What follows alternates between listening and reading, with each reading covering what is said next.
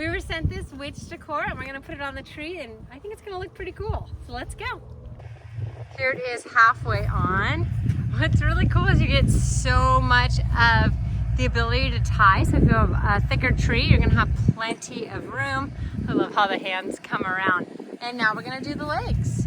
I mean, you could leave her like this, but I think it's gonna look cooler if she's kind of gripping onto the tree.